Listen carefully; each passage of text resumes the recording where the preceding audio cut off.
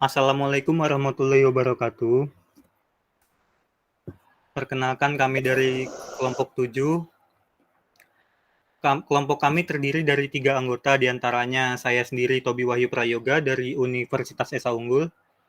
Selanjutnya ada saya Ahmad Barika Dinala dari Universitas Esa Unggul. Selanjutnya ada saya Solikun dari Universitas Widya Husada Semarang.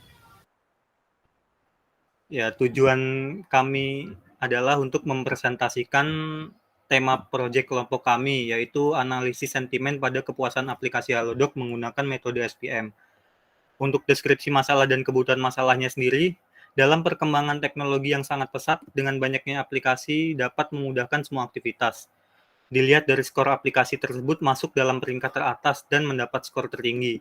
Tetapi hal tersebut tidak dapat dijadikan sebagai tolak ukur kepuasan karena masih terdapat pandangan yang negatif terhadap aplikasi.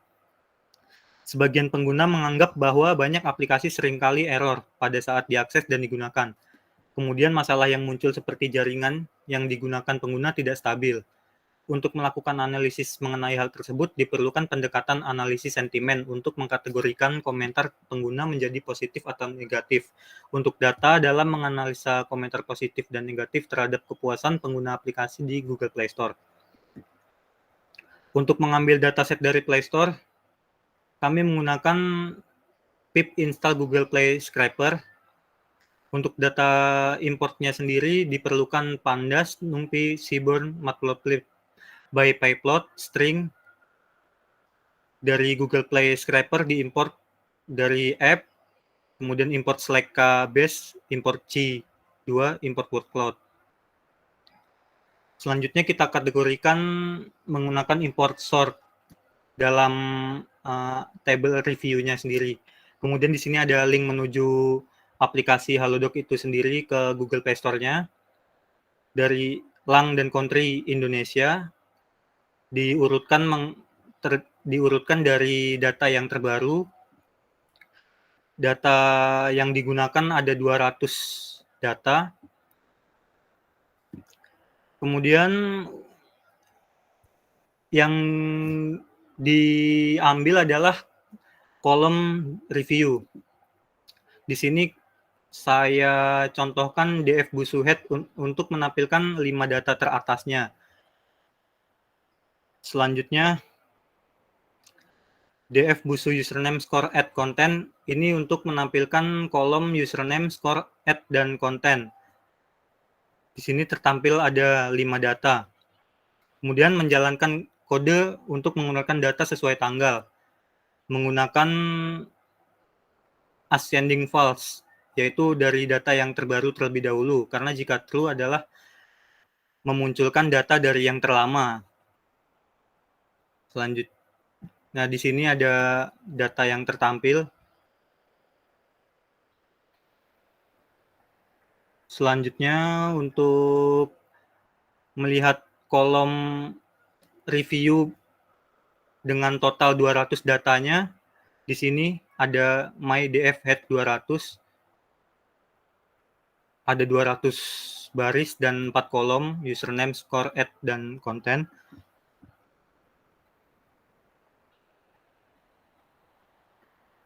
Nah, di sini ada juga scrap data CSV index files untuk menyimpan data dari Play Store ke dalam bentuk CSV. Masuk ke langkah pertama, menggunakan fungsi pdread CSV, scrap data CSV untuk membaca file CSV.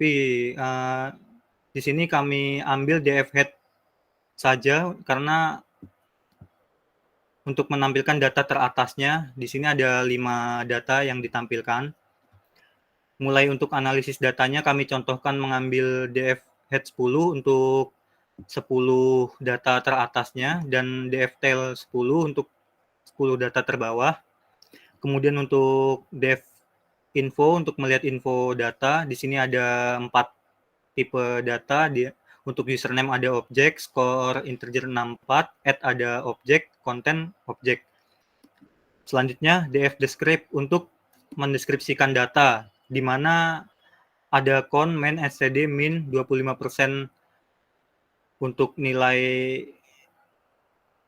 rating 25%, 50%, 75%, dan max adalah nilai rating 5. Dan minimalnya adalah rating 1 di sini. Kemudian df describe include all, menampilkan data tambahan yaitu unique, top, dan frekuensi. Selanjutnya untuk melihat data min pada nilai review, di sini skornya adalah 4,31 dengan data type float 64. Masuk ke langkah ketiga, untuk melihat banyaknya jumlah data sesuai kolom skor, menggunakan fungsi seperti ini.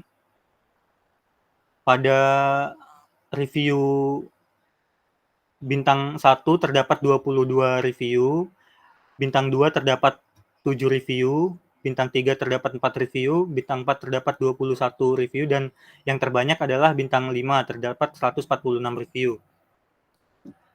Selanjutnya untuk melabelkan positif dan negatif, untuk positif kami menggunakan angka 1 dan untuk negatifnya menggunakan angka 0. Di sini data terbawah yang ditampilkan ada 5 data. Berikut dengan data positif dan contoh data negatifnya. Selanjutnya untuk mengkategorikan jumlah data positif dan negatifnya, di sini jumlah data positif ada 146 review dan data negatifnya ada 54 review. Kemudian di sini kita menggunakan fungsi drop untuk menghapus username dan add, sehingga yang ditampilkan hanyalah konten dan labelnya saja dengan 5 data.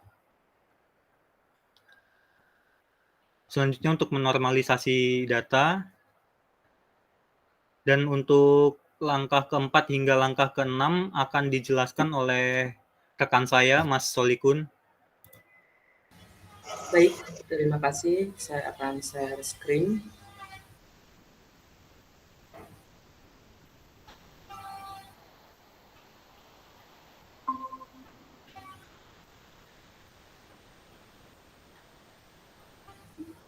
Oke, untuk langkah yang keempat yaitu memvisualisasikan data. Di sini visualisasi ini bertujuan untuk menampilkan kata-kata yang paling sering muncul pada suatu sentimen. Pada proyek ini visualisasi dilakukan dengan menggunakan workflow. Di sini workflow ini untuk mempresentasikan masing-masing sentimen yaitu positif dan juga negatif. Semakin sering atau suatu kata yang digunakan maka semakin besar pula ukuran kata yang ditampilkan pada workflow. Berikut kode visualisasi untuk sentimen negatif berlabel kosong dan akan berwarna merah. Terus untuk positif akan berlabel 1. Kita jalankan.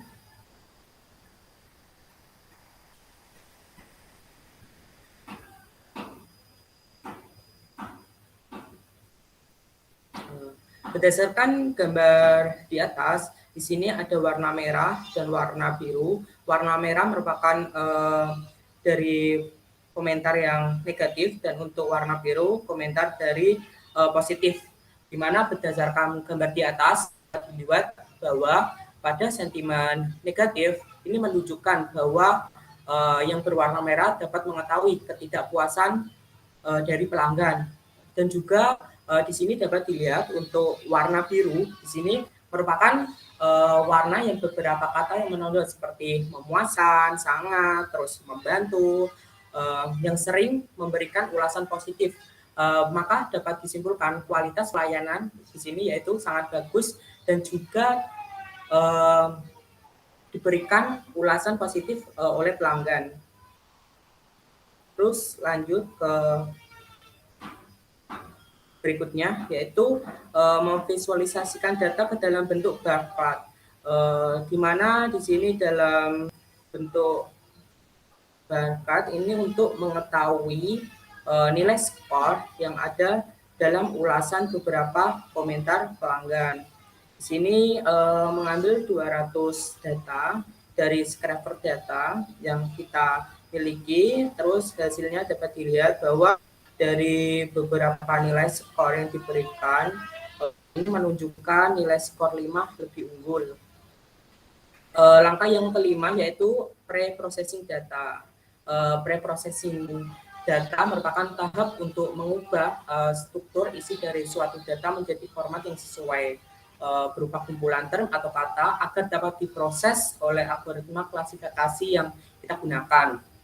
Terus yang pertama ada kita pakai WF, kita jalankan. Terus untuk cleansing data di sini cleansing data yaitu untuk menghilangkan hal-hal yang tidak berhubungan dengan analisis sentimen pada proyek kita. Hal-hal tersebut dihilangkan karena dianggap akan mengganggu hasil analisis sentimen.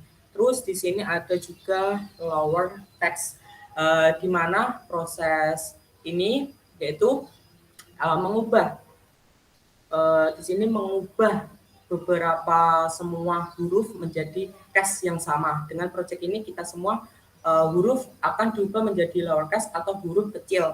Terus ada hapus conversion, yaitu meremove atau proses di mana sistem akan menghilangkan tanda-tanda baca atau simbol yang ada di dalam dataset. Tanda baca atau simbol ini dihapus karena tidak berpengaruh pada hasil sentimen analisis. Terus ada juga remove new line atau menghapus line baru. Oke, yang selanjutnya yaitu menjalankan cleansing hasil data kita. Oke, di sini dapat dilihat maka kata-katanya akan diubah tadi menjadi kecil semua, terus dan juga dilabelkan. Ini merupakan 5 data paling atas. Terus yang kedua kita menggunakan PIP Insang Sastrawi, di mana PIP Insang Sastrawi itu diberi NLP yang dikhususkan untuk bahasa Indonesia. Untuk melakukan install Sastrawi cukup dengan mengetik pip install Sastrawi. Terus yang kedua kita import library dari Sastrawi. Terus dari kita lakukan pada data kita.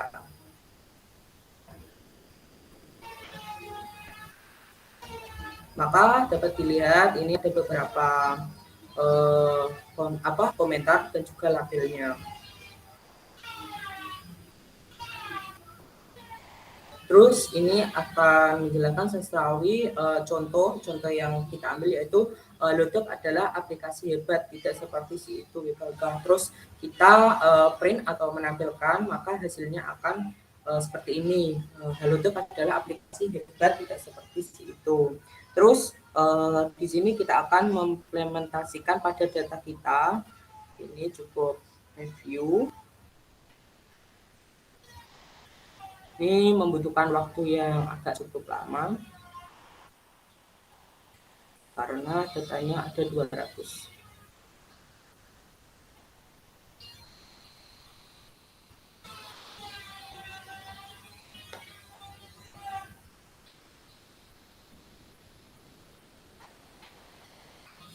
Oke, ini udah muncul, maka lihat pada dalam konten tersebut ini seperti kata dokternya suruh mati itu akan berlevel 0, dan juga di sini ada tanda atau vakus dapat akan melabelkan level 6. Terus untuk selanjutnya langkah ke-6 yaitu modeling data dan evaluasi data. Untuk mengevaluasi data di sini kita menggunakan server model server import trend test split. Terus untuk korpusnya kita mengambil yang pertama ada konsultasi 1 kali, konsultasi 2 kali, konsultasi dan juga konsultasi lagi. Terus menggunakan Factory Z atau TFT Factory. Terus ini contoh dihasilkan. Selanjutnya yaitu akan mengimplementasikan pada data kita.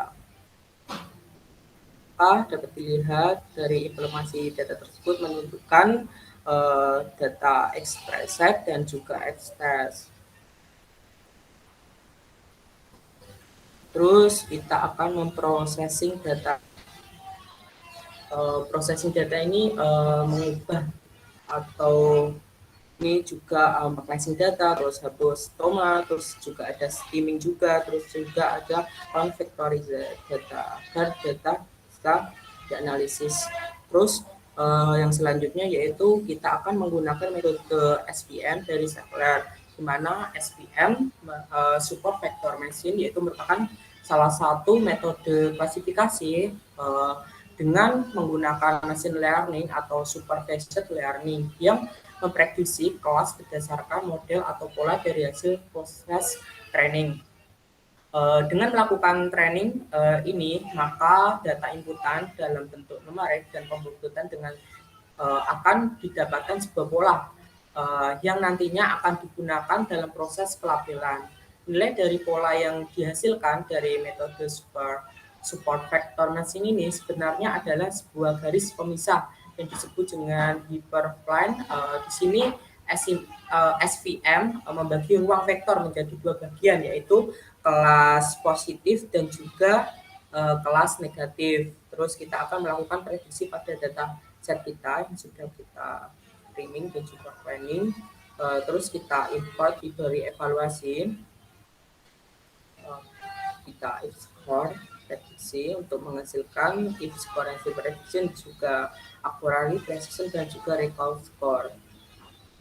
Maka dari hasil tersebut dapat dilihat maka F score hasil prediksi ada 85, terus ada akurasi ada 85, recall score ada 81 dan recall score ada 0,9. Terus yang ke selanjutnya kita akan confusion metric. Hasil dari konfirmasi ada ini. Terus langkah yang selanjutnya kita akan mengimplementasikan dari kata-kata kita, apakah nanti kata yang kita masukkan itu akan menjadi negatif ataupun komen positif. Kita di sini untuk review yang positif kita menggunakan HelloDoc, sangat membantu, dan juga untuk review negatif kita menggunakan kenapa jika hanya konsultasi harus berbayar. Kita jalankan. Oke, yang pertama kita akan memprediksi data yang bernilai positif. Apakah kalimat HelloDoc sangat membantu ini masuk positif? Kita jalankan. Oke, di sini dapat ditampilkan satu bawah positif komentar HelloDoc sangat membantu ini termasuk kalimat yang positif. Terus yang kedua akan memprediksi hasil negatif, apakah hasilnya negatif. Oke, di sini dapat disimpulkan bahwa di sini untuk hasil negatif dari kenapa jika hanya konsultasi harus berbayar itu berlabelkan 0 atau negatif. Oke, untuk langkah selanjutnya akan dijelaskan oleh Mas Barik. Oke, terima kasih atas penjelasannya untuk Mas Solikun dan Mas Tobi. Di sini selanjutnya saya akan menjelaskan langkah deployment, yaitu tahap akhir dari proyek kita.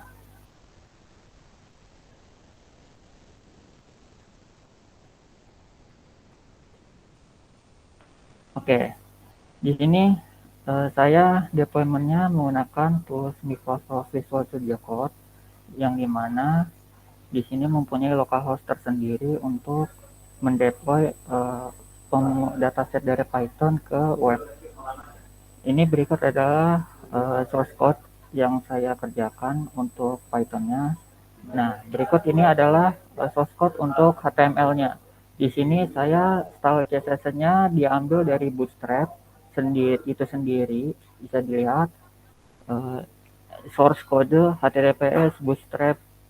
Nah, selanjutnya di bawah ada body sama titelnya sendiri, sudah semua. Di sini saya titelnya titel host webnya menggunakan sentiment analysis. Oke, mari kita jalankan source code yang main Python ini. Oke, di sini terbaca ada HTTPS. Nah, ini adalah localhost web yang untuk dideploy dari aplikasi Python ini. Kita buka, ya sudah dibuka. Nah, berikut ini adalah tampilan halaman webnya. Di sini ada kolom input komentar yang ada dari dataset kita, kemudian disubmit. Apakah komentar yang diinput tersebut menghasilkan komentar negatif atau positif. Berikut di sini saya contoh this is a good application. Kita submit. Ya, maka hasilnya komentarnya positif. Kenapa positif? Karena di sini skor yang dihasilkan adalah 0, lebih dari 0. Jika dilihat dari dataset tadi, akurasi yang dimiliki untuk mengakurasi komentarnya adalah 0, rata-rata adalah 0 di atas 0,9, yang artinya adalah itu bagus. Maka dilabelkan komentarnya positif. Jika dimasukin kalimat this is bad application, maka akan berubah menjadi komentar negatif karena labelnya itu skornya itu sendiri kurang dari 0. Nah, di sini saya akan menjelaskan kekurangan dan kelebihannya. Kelebihannya ya seperti tadi, bisa memfilter mana komentar yang positif dan negatif dari yang diinput tadi. Nah, kekurangannya adalah di sini masih belum bisa menggunakan bahasa Indonesia atau belum support bahasa Indonesia karena ya seperti itu tadi. Nah, data yang komentar yang sudah diinput akan masuk ke akan tersimpan dalam localhost-nya itu sendiri, sudah tersimpan di sini. Ya, kurang lebih seperti itu hasil proyek akhir kita. Kurang lebihnya mohon maaf. Wassalamualaikum warahmatullahi wabarakatuh. Waalaikumsalam warahmatullahi wabarakatuh.